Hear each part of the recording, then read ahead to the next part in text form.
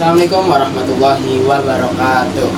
Waalaikumsalam warahmatullahi wabarakatuh.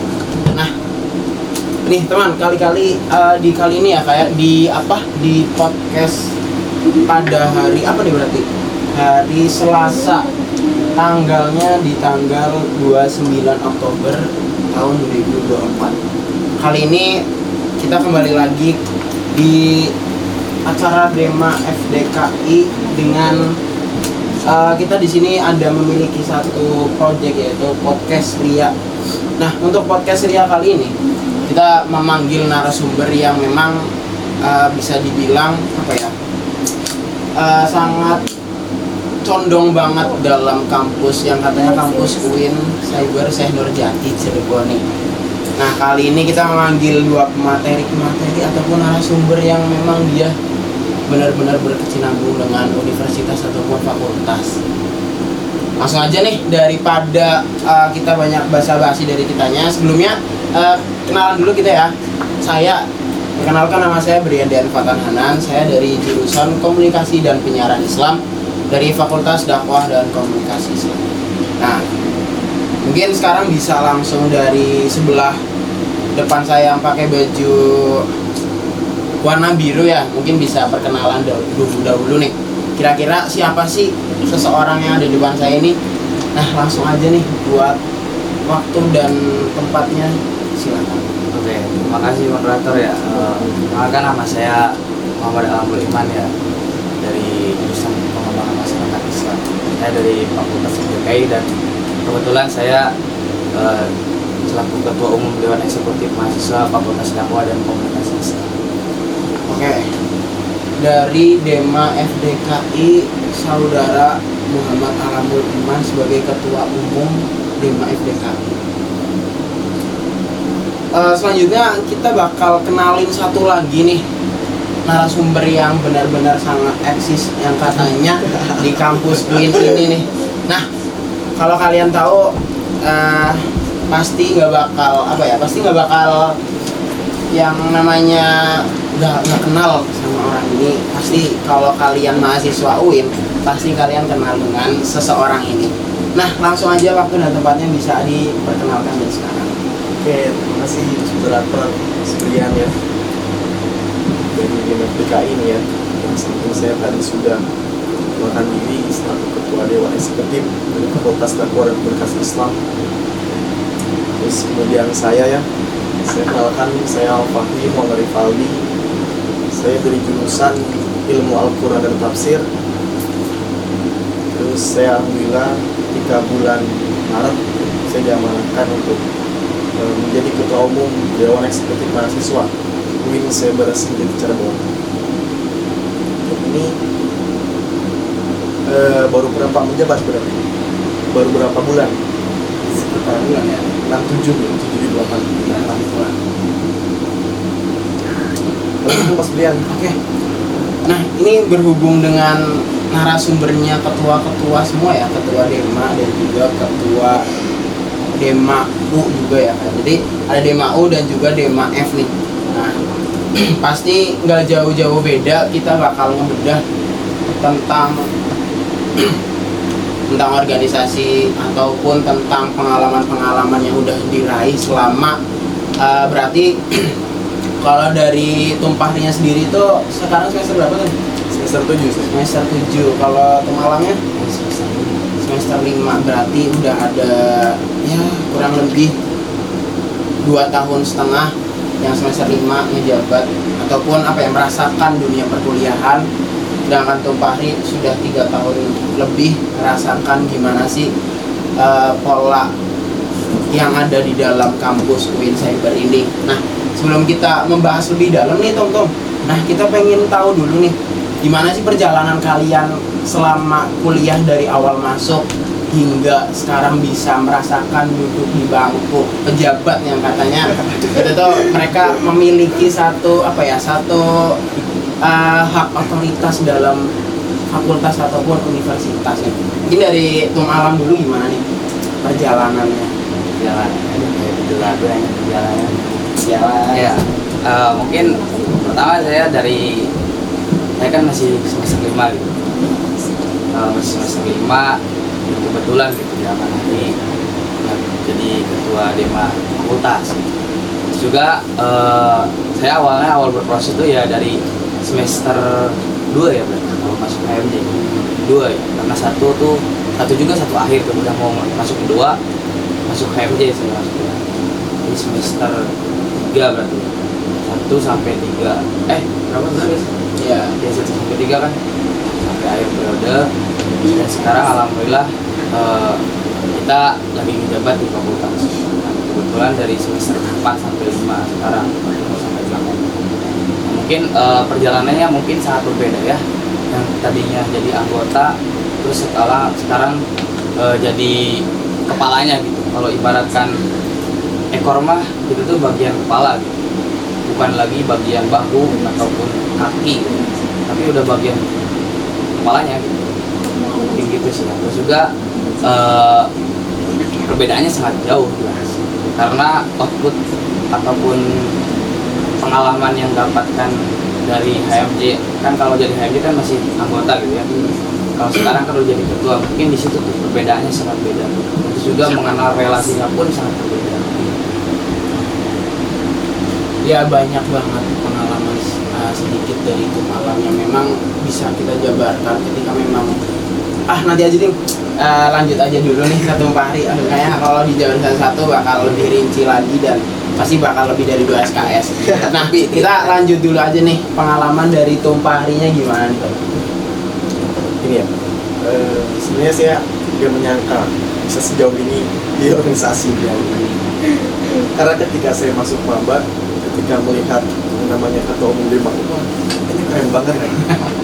Relasi gitu. Relasi Saya gitu. bikin demo, akses segala macam. Dan saya kira saya gak bakal jadi orang seperti itu, gak bakal. Itu wah, pokoknya gak bakal nyampe dan bahkan saya gak ada kepikiran buat jadi itu. Kalau saya jadi mungkin bawah-bawahnya hilang. Tapi ternyata memang dengan seiringnya waktu, alhamdulillah itu yang membuktikan proses itu yang sebenarnya memang penting gitu, dari pencapaian tersebut. Ketika saya maba pun saya memang sudah pernah sudah masuk juga organisasi, tapi memang bukan internal. Saya di luar internal semester 1. Dan waktu itu ketika saya semester 1 memang saya dekatnya dengan kating-kating semester akhir, dengan kating-kating semester 7, dengan kating-kating bahkan semester yang belum lulus lah, intinya ada yang 11, ada yang 13. Karena dulu saya mondok di Ulumuddin, bareng juga ya Ulumuddin juga. Iya, Ulumuddin juga kan. Iya, beda angkatan. Iya. Tapi saya ketika maba saya memang mainnya sama kating-kating semester akhir, karena saya kira pikirannya memang bagus-bagus gitu, jauh lebih matang. Ya saya kebawa dengan mereka, ya ikut sana sini, dan saya memang punya keinginan ataupun wah ini kayaknya harus saya ikutin hati ini. Akhirnya saya ikut saya ikut HMJ di internal. Alhamdulillah ketika semester 3 ke 4 saya diamanahkan juga sebagai ketua umum HMJ atau himpunan mahasiswa ilmu Al-Quran Tafsir sebagai ketua umum. Dan terus itu juga saya setelah lengser dari HMJ, terus juga saya ya, atas kesepakatan teman-teman akhirnya saya naik juga ke universitas, alhamdulillah. Sejauh ini gitu. Ini sebenarnya kalau kadang saya juga berpikir kalau dalam ini ya sendiri gitu, oh ini pokoknya pengalaman paling jauh ini bisa di titik ini gitu kan. Saya tidak menyangka, saya juga bahkan teman-teman yang lain juga gak bakal menyangka gitu kan. Dan memang banyak pengalaman yang saya capai gitu ketika dari semester 1 hingga semester 7. Yang paling berharga bagi saya hari ini adalah dalam organisasi ya, itu relasi. Itu relasi karena tidak semua orang dapat itu. Kalau berbicara terkait skill soft skill itu bisa ya, tapi kalau relasi itu agak sulit tetapi kita itu harus mencapai ini dulu baru dapat ya. Itu paling sulit relasi, dan bagi saya paling mahal, paling yang penting relasi, koneksi lah paling itu. Nih, tadi kan udah sempet dipaparin sedikit nih pengalaman daripada kedua daripada ketua Dema FDKI dan juga ketua Dema Universitas. Nah, relate banget nih dengan pembahasan yang bakal kita bawa nanti. Pada podcast kali ini kita bakal ngebedah yang memang bersangkutan dengan ketua-ketua yang ada di depan saya ini. Apa yang bakal kita bahas yaitu tentang organisasi. Sebenarnya sebelum kita kasih ke ketua-ketua yang ada di depan nih, organisasi itu kan yang ketika memang kita berbicara adalah satu kelompok yang berkumpul dan memiliki satu tujuan, yaitu visi dan misi, dan membentuk suatu pencapaian yang memang bisa dibilang satu organisasi itu merasa berhasil dalam kepengurusannya. Nah, mungkin dinamika yang dirasakan dalam kepengurusan organisasi pasti berbeda-beda, karena yang mungkin kalau misalkan saya tahu, setiap orang ada masanya dan setiap masa ada orangnya. Pasti juga memiliki sebuah pengalaman yang berbeda-beda, antara kepengurusan alam lah, ataupun kepengurusan bahri lah, ataupun kepengurusan yang ada sebelumnya. Pasti berbeda-beda lagi pengalamannya. Nah, untuk kali ini kita bakal ngebedah nih teman-teman, ngebedah daripada tema kita yang bakal kita bawa, yaitu tentang organisasi. Nah, untuk pertanyaan-pertanyaannya, kita di sini udah nyiapin ya untuk pertanyaan-pertanyaan kepada ketua-ketua Dema Fakultas dan juga Dema Universitas nih. Yang pertama nih Tom, untuk pertanyaannya, apa sih yang dimaksud dengan organisasi dan apa hal ini penting dalam kehidupan sehari-hari? Nah, jadi konsepnya kayak apa sih yang dimaksud organisasi oleh ketua dan apakah ini penting dalam kehidupan kita sehari-hari? Nah, gimana nih dari ketua-ketua, siapa dulu yang pengen berargumentasi lah, pengen coba bersuara, gimana nih kira-kira pendapat dari dua ketua ini nih? Ada dulu yang banyak pengalamannya, yang lebih jauh dari kita kan. Kan kita masih di bawahnya dia gitu, ibaratnya gitu. Boleh, gimana nih? Jadi gini, kalau kita tarik dulu ya, mau bahas organisasi. Perkumpulan itu kan ada 3. Ada yang namanya komunitas, itu yang pertama. Yang kedua itu ada yang namanya organisasi. Yang ketiga itu ada namanya aliansi. Nah, kita harus bisa membedakan ini antara ketiga ini, biar supaya kita geraknya itu memang jelas. Kalau komunitas itu sekumpulan orang yang memang lebih dari 3 orang dan hanya cukup mempunyai struktural pengurusan lah. Ya. Ada ketua, ada bendahara umum, ada sekretaris umum, dan sesuai dengan kebutuhan bahwa ada divisinya, bahwa departemen ini menyesuaikan dengan kebutuhan. Itu kalau komunitas. Kedua itu ada organisasi. Organisasi itu sekumpulan yang lebih dari 3 orang yang mempunyai struktural organisasi seperti tadi, ketua, wakil, bendahara umum, dan sebagainya. Terus juga ada ADART-nya, ada aturan-aturan dasarnya. Kalau komunitas kan tidak ada aturan dasar, tidak ada aturannya iya, tidak ada ADART, tidak ada suket lokal kalau bahasa organisasinya gitu. Tapi kalau organisasi ini ada, dan nanti di sana dibahas juga bagaimana sistematis organisasi itu berjalan kalau organisasi. Dan yang ketiga itu ada aliansi. Aliansi ini yang lebih dari 3 orang dan mempunyai kepentingan. Tapi biasanya kalau aliansi ini dibutuhkan ketika acara-acara genting, momentum-momentum genting lah, kayak semisal aksi atau demo. Biasanya kan contoh gini, aliansi mahasiswa UIN Cyber menggugat semisal, ataupun aliansi BEM Kota Cirebon. Dan itu ketika momentum-momentum penting biasanya digunakan. Itu kayak organisasi ini jelas kalau bagaimana kita mengimplementasikannya dalam kehidupan. Kalau kita berbicara sudah matang dalam organisasinya, itu sangat terasa.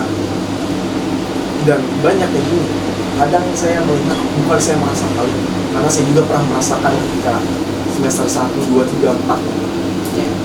Ketika semester 1, 2, 3, 4 ini, yang mungkin intinya merasa belum matang. Juga di sini bukan berarti saya merasa matang gitu. mengatakan seperti ini. Katakanlah semester 2, saya organisasi gak dapat apa-apa. Sering nggak? Ya. Sering banget. Padahal dia sudah sejauh mana berprosesnya. Dia berproses kadang. Ya mungkin kalau dia totalitas dan dia belum mendapatkan, ya memang masih semester 2. Intinya belum jauh gitu dibanding semester atas ya. Apalagi yang memang nggak aktif gitu. Pasif, benar-benar pasif. Nah, dia berbicara, ngapain saya organisasi, orang nggak dapat apa-apa. Ya kamunya belum dapat apa-apa organisasi. Iya. Orang kamu belum aktif. Biasanya gitu. Dan saya juga sering lah mendapat rekan-rekan itu. Intinya kamu prosesnya belum banyak. Pencapaian kamu belum banyak gitu. Kalau kata Bambang Pacul gitu. Kata Bambang Pacul tuh biasanya Bambang Pacul itu nyebutnya Korea-Korea gitu. Jadi kalau semisal belum jadi Korea itu intinya orang-orang yang memang sudah jadi lah, sudah matang, entah itu jadi pejabat ya, segala macam. Sebelum menjadi itu, teman-teman itu ya siap ketua arahan. Jangan bilang saya emang gak dapat ini, jangan bilang kayak gitu dulu. Sebelum menjadi yang paling atas, jangan bilang kayak gitu dulu. Jadi prosesnya dulu. Karena nanti kalau kita pretelin apa pencapaiannya, itu banyak. Itu banyak banget. Oh gitu. Tadi kan dalam apa ya, bisa kita lihat ya, maksudnya mungkin kalau misalkan berbicara organisasi ya pasti bakal lebih panjang nih pembahasannya. Mungkin lanjut di sini.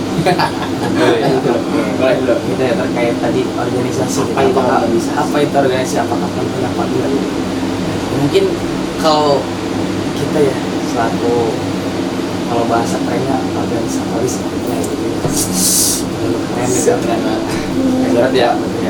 Nah, terkait organisatoris mungkin teman-teman juga bakal tahu lah gitu.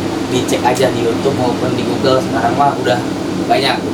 Mungkin udah basi lah pembahasannya. Kita mungkin lebih ke diri kita sendiri. Bagaimana sih organisasi itu, apakah penting apa enggak sesuai dengan temanya itu maksudnya. Juga organisasi yang menurut saya kadang kan ada gitu orang ataupun mahasiswa lah, terutama tadi semester bawah gitu.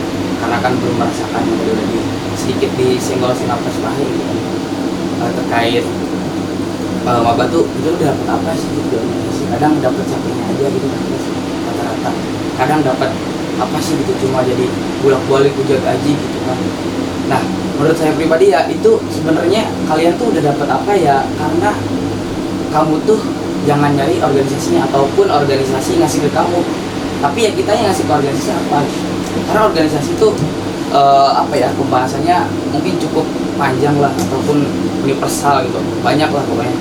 Nah, terkait itu mungkin teman-teman juga bisa, ataupun kan lagi dan lagi tuh ada yang namanya apakah mementingkan akademik ataupun organisasi. Itu tuh yang jadi permasalahan besar tuh dalam kalangan mahasiswa tuh begini.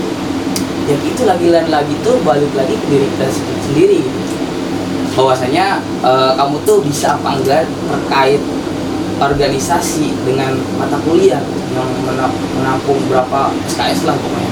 Dari situ sebenarnya teman-teman tuh bisa, yang nggak bisa tuh karena nggak mau aja. Kadang kan ada yang ngomong jangan ikutan organisasi, nanti kuliahnya hambar. Nah, sebenarnya masalah kayak gitu.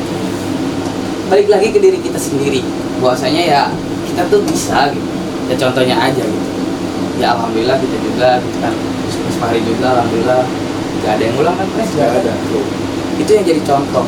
Juga sekarang tuh kan rata-rata ya udah pada sempro, udah pada apa gitu ataupun hal sebagainya gitu.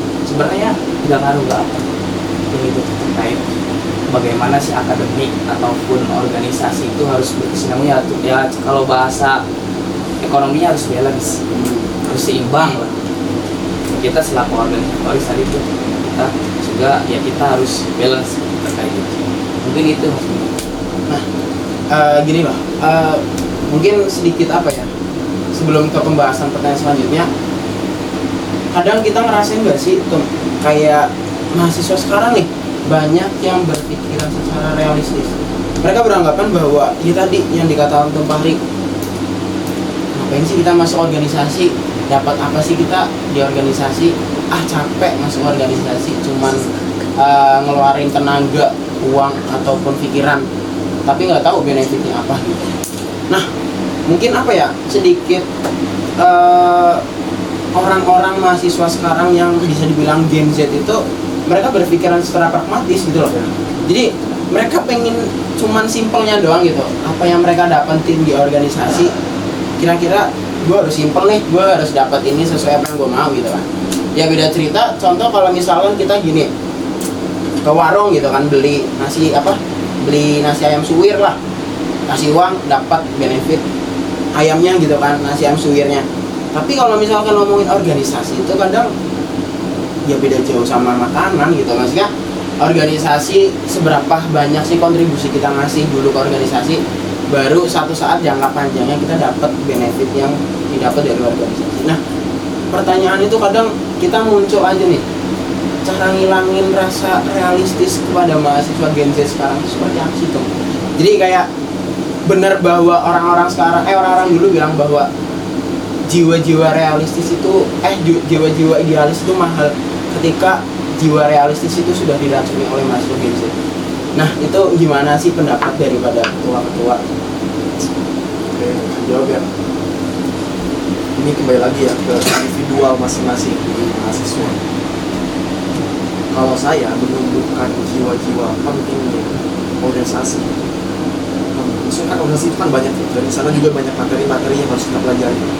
Kayak contoh materi problem solving, bagaimana kita cara memecahkan masalah.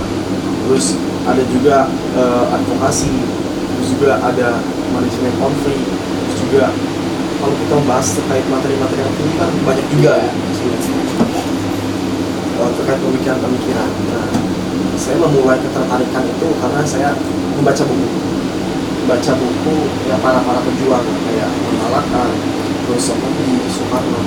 Saya awalnya membaca itu ya, itu secara kita tidak sadar kita itu menumbuhkan rasa idealis, dan itu nanti impactnya bakal banyak organisasi lah, karena nanti kan organisasi kan biasanya tempatnya untuk diskusi, dari sana lah ya, perang pemikiran, diskusi gitu kan di sana.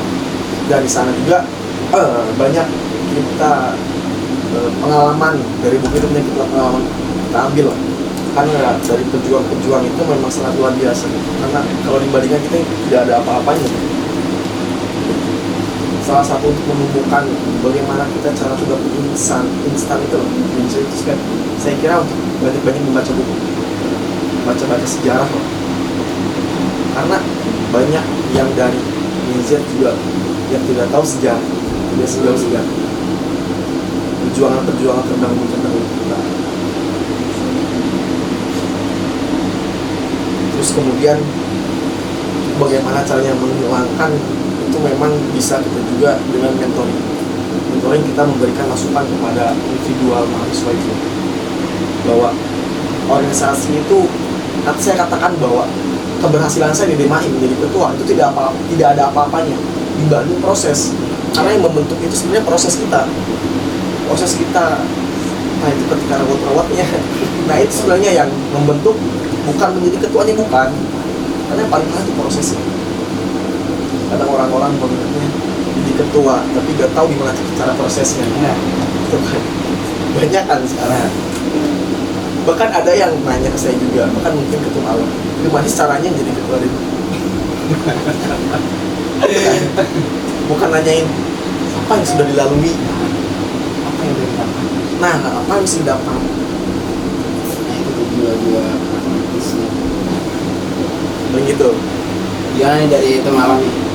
Dari kita ya tadi udah panjang banget terkait sejarah kan.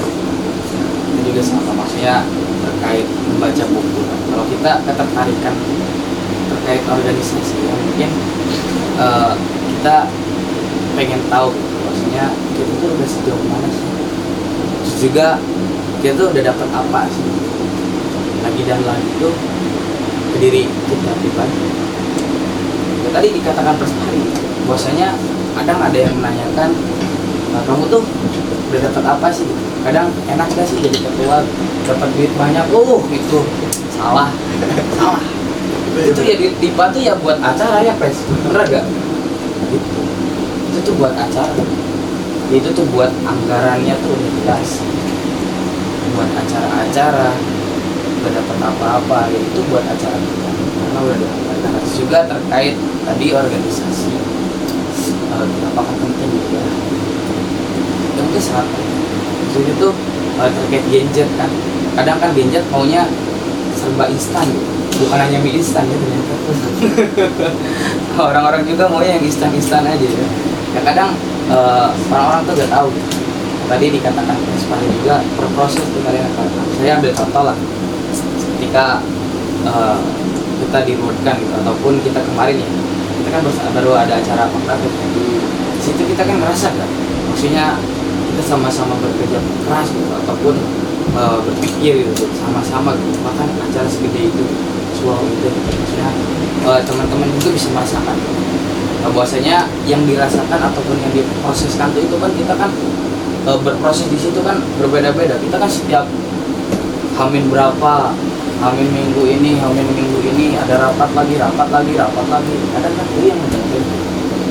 Anak-anak juga kan kadang rapat lagi, males. Tapi di situ berprosesnya kalian tuh di situ udah sejauh mana? Kenapa dari BPH umum ataupun dari BPH pelaksana itu mengadakan rapat lagi? Yaitu kalian tuh udah menjalani suatu acara tuh ataupun suatu yang mau diadakan tuh sejauh mana sih?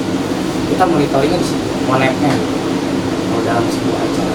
Dan mungkin kalian tuh udah bisa merasakan lagi bahwasanya kemarin yang acara yang khususnya yang ikut kepanitiaan gitu. Kalian tuh berproses mungkin dalam segi kita beli ini, maksudnya kita harus begini gitu. Kita harus ini sesuai dengan arahan ketua pelaksana, arahan ketua umum mungkin gitu. Mungkin di situ teman-teman yang merasakan lelah ataupun apa itu ya akan ada hasilnya. Insya Allah. Kan kata dalam hadis juga kan wajah barang siapa yang orang bersungguh-sungguh maka akan ini itu maksudnya. Oke, ini panjang lebar banget. Baru pertanyaan satu nih udah panjang banget nih. Kita akan lanjut lagi nih buat pertanyaan yang kedua. Jadi untuk pertanyaan kedua tuh apa ya? Kayak bagaimana sih pengalaman pribadi?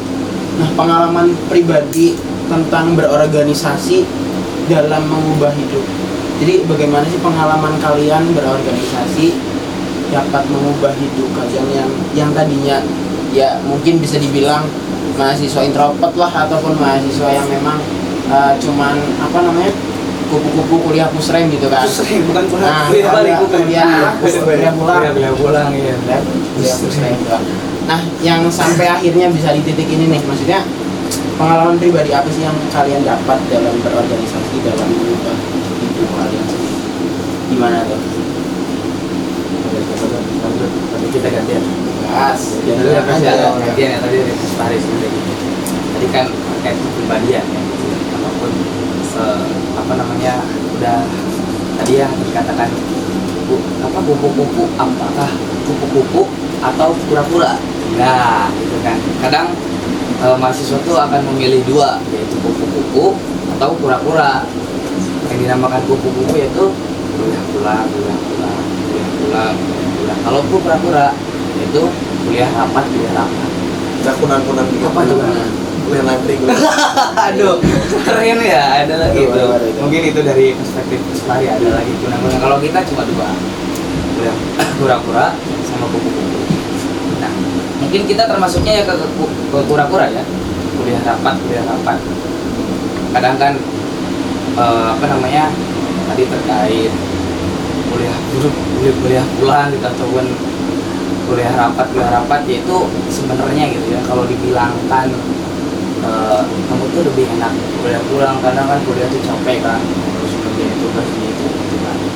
Tapi itu dia kalau kitanya bisa memanage waktu atau yang tadi tuh manajemen konflik ataupun masuk juga kan ke manajemen waktu lah gitu ya. Kita harus bisa memanage waktu. Pokoknya kapan kita bisa memanage waktu rapat, waktu ngaji ataupun waktu nongkrong, waktu kerjain tugas, mungkin manajemen waktu itu sangat penting. Karena kalau kita tidak bisa memanage waktu, ya itu dia bakal bakal berantakan. Bahwasanya kamu tuh gak bisa manage waktu. Gitu. Kalau kita pintar memanage waktu ataupun pintar mengatur waktunya gitu dalam seorang, misalkan pagi kita kuliah udah tahu, tapi sore ada rapat, ya kita harus mau gak mau kan harus datang gitu. Karena di sisi lain kita harus pintar-pintar memanage waktu ataupun memilah dan Gimana dari perspektif depan dalam kehidupannya, ya dalam mengubah kehidupan? mengubah kehidupan. Pasti jawabnya lebih ke pengetahuan. Iya, mungkin banyak banget pengetahuan. Karena kita belajar informasi itu dari semester bawah itu kita digodok untuk banyak diskusi, banyak kajian misalnya. Jadi saya terbentuk itu ya karena itu banyak diskusi, banyak kajian, artinya kita lebih banyak pengetahuan. Karena kalau teman-teman ulik lebih dalam tentang organisasi ini, materi-materi itu banyak banget. Analisis sosial, bagaimana cara kita ini menilai alam, sendirian, sosial, terus juga analisis diri, bagaimana cara kita membaca diri sendiri, kelebihan kita apa, kekurangan kita apa, kita harus bagaimana gitu. Terus juga manajemen konflik, bagaimana cara kita memecahkan masalah itu ya, masalah-masalah yang memang kecil itu tuh sebenarnya penting, dan itu ada materinya juga, kita harus ngapain step awal, terus ngapain step 2, step 3 gitu kan. Terus juga ada lagi materi-materi yang jangan di sini, materi-materi yang memang banyak untuk misal bagaimana cara kita ini teknik lobbying kan, biasanya kita butuh untuk kerjasama ya, bagaimana cara kita teknik diplomasi itu kan belajar bagaimana cara kita ini kerjasama dengan pihak lain, itu kan ada step by stepnya juga, dan itu kan juga organisasi. Terus juga ada materi terkait persuratan, itu kan nggak ada itu di mata kuliah. Administrasi itu nggak ada di kuliah. ya, MK administrasi kan nggak ada gitu kan. Adanya organisasi dan pengetahuan yang lain. Kalau kita membaca buku apa namanya, kemarin diundang di PBA Pak Fakultas Sudi itu salah satu tokoh Chris kita baca buku itu luar biasa, dan banyak pengetahuan paradigma kritis, transformatif segala macam itu, bagaimana kita membagi materi. Dan saya lebih banyak mengubah pengetahuan sih di sana. Terus juga kalau dalam kehidupan ya tadi memecahkan masalah itu kan mengubah juga cara pandang kita. Itu sebenarnya hal-hal kecil tapi berimpaknya besar gitu. Paling gitu sih, itu lebih banyak pengetahuan bagaimana cara kita berpikir gitu. Mungkin selanjutnya ada pertanyaan yang memang bisa kita pahami bersama-sama nih. Jadi pertanyaannya itu bagaimana sih cara kita memilih organisasi yang tepat sesuai dengan minat dan tujuan kita.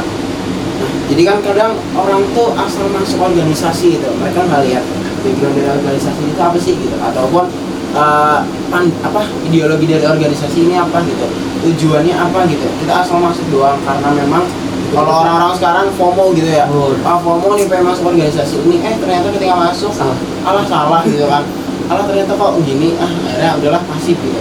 Nah, gimana sih pandangan dari kedua kawan buat milih organisasi yang sekiranya sesuai dengan minat dan tujuan kita nih? Saya jawab ya, ini berkaitan dengan banyak yang lain juga. Relevan gak sih organisasi di hari ini? Banyak kan?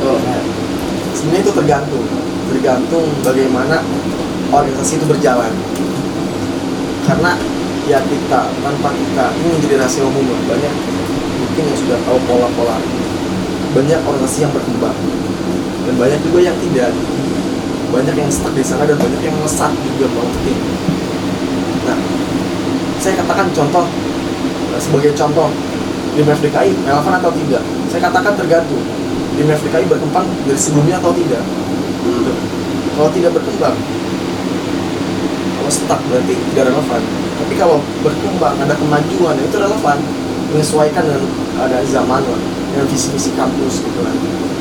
Orang, temen, ataupun sahabat kita yang memang mereka punya skill di bidang itu. Gak cuman hanya orang tersebut tuh kasih ini loh, bisa cuma-cuma gitu loh buat orang lain, tapi kita juga bisa memanfaatkan tersebut untuk teman kita yang sekiranya mereka punya basic di situ. Jadi nggak selamanya loh justifikasi orang dalam itu jelek, tapi kita bisa menyaring sendiri orang dalam itu punya perspektif daripada jelek ataupun baiknya, balik lagi ke diri kita. Oke, mungkin itu aja sih podcast kali ini nih, pada sore kali ini yang bertemakan tentang podcast Ria dari Dewan Eksekutif Mahasiswa Fakultas Dakwah dan Komunikasi Islam. Sebelumnya saya terima kasih nih, mengucapkan terima kasih sebanyak-banyaknya kepada Ketua Dema FDKI, Tum Alam, dan Ketua Dema Universitas Tum Fahri yang telah memberikan waktunya, pemikirannya, ataupun pengalaman-pengalaman panjangnya pada sore ini nih. Nah, mungkin dari ketua-ketua ada closing statement nggak nih? Oke, Buat boleh. teman-teman yang ada di gimana nih? Saya tuh ketika itu ya di sosial media, kayak di YouTube, Instagram, di TikTok, biasanya kalau orang-orang itu ada podcast sistemnya ya, membahas terkait pentingnya organisasi, pentingnya ini terkait organisasi lah. Biasanya komenannya banyak. Komenannya biasanya gini, kalau saya melihat, ngapain ikut organisasi? Udah kalian ikut magang aja, udah ikut ini aja, ikut survei. Itu sebenarnya itu tidak merasakan. Sebenarnya kadang orang-orang itu tidak mendapatkan hasil di organisasinya. Contoh tadi saya katakan, mungkin saya tadi validasi atau kurang dalam ini. Karena banyak orang-orang katanya kan tadi bilang, udah mending gak usah ikut organisasi, ikut magang aja karena itu mengasah software ketika kerja. Tapi kita orang organisasi yang sudah punya relasi, ketika saya butuh, ketika contoh saya nih daftar ke dinas ini dan saya kenal nih ketua yang punya dinas siapa, kepalanya gitu. Kita kenal, kita kan bisa untuk saya mau masuk relasi ini dan saya pintar di bidang ini. Jadi katakan oleh Mas Beda itu betul. Jadi orang dalam itu tidak sepenuhnya negatif. Dan banyak juga orang-orang di organisasi ini yang katakanlah mendapatkan orang dalam. Karena bagi saya itu ketika nanti kerja itu bukan suatu hal negatif, karena suatu bonus. Suatu bonus ketika kamu udah capek-capeknya, sudah kamu bahwa organisasi ya itu kamu dapat bonusnya ketika kerja, kamu dapat orang dalam hasil dari relasi kamu. Jadi saya berusaha untuk mematahkan statement gak usah organisasi beli magang. Ya. Gak sepenuhnya juga kita tidak bisa menyalahkan organisasi. Dan mungkin satu lagi, kalau di organisasi mungkin ya untuk seluruh ya organisasi yang ada di KMJ, himpunan, fakultas, univ, ya semuanya lah. Ketika mau masuk organisasi ya harus aktif gitu, jangan setengah-setengah lah. Karena bikin kagok ketua itu. Nah, benar. Ya jujur lah, mungkin ini dapurnya ketua gitu. Kadang ya sebaik itu maksudnya nilai kan, ini aktif apa enggak sih gitu kan. Kalau saya sih, sekarang di univ, dan saya sering katakan ketika rapat, kalau aktif mending aktif sekaligus, kalau gak aktif udah gak aktif sekaligus, karena ini dekat univ saya katakan. Saya berani gitu karena ini UDMA itu dekatan univ, itu bukan lagi HMJ. Kalau HMJ kan itu saya katakan gerbang awal masuk organisasi gitu. Karena saya juga pernah merasakan ya banyak yang gak aktif. Saya katakan itu wajar karena gerbang awal. Tapi kalau udah di UDMA univ, kalau gak aktif udah mending gak usah aktif sekalian lah. Saya buatin surat. Iya. Gitu. Udah paling itu lah. Oke, gimana nih closing statement dari pengalaman?